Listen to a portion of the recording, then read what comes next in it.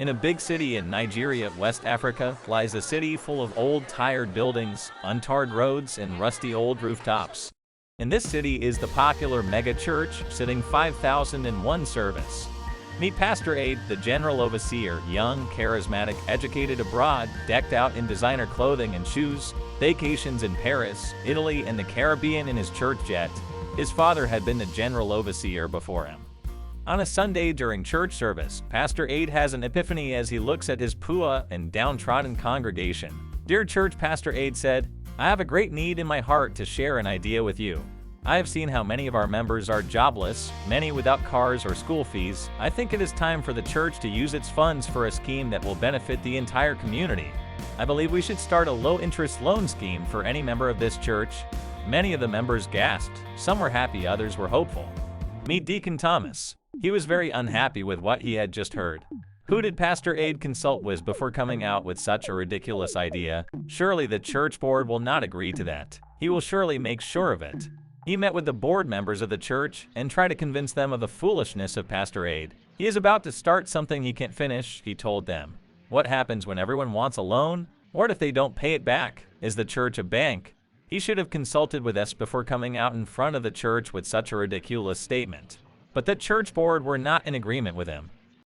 When Deacon Thomas saw he couldn't persuade the church board, he headed to Pastor Aid's office and had a heated argument with him. Deacon Thomas' parting words were, "Young man, you would regret this. You cannot come here and change what we have done for years. This is the house of God, a house for worship. Tithes and offerings are for God's house, not to be turned into a bank."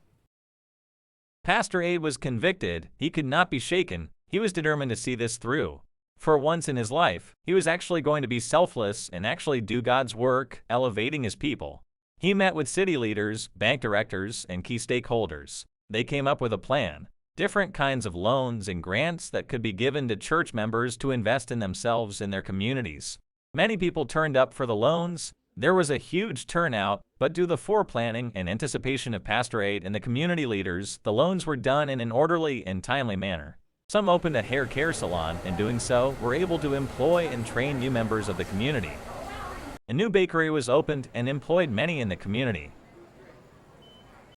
An organic farm was established and served not just the local community but many communities afar. This farm was the beginning of several that led to a new logistics company opening and several processing plants. The city became unrecognizable in 10 years. When other churches saw what Pastor Aid did, many followed. The city grew with a new skyline, well-developed roads, parks, metro transportation systems, and several skyscrapers. Communities often do not need foreign help, all they need is within. Pastor Aid stood proudly as his church members applauded him. Pastor Aid was given the highest award for his excellent service to humanity and his contribution to the development of the city.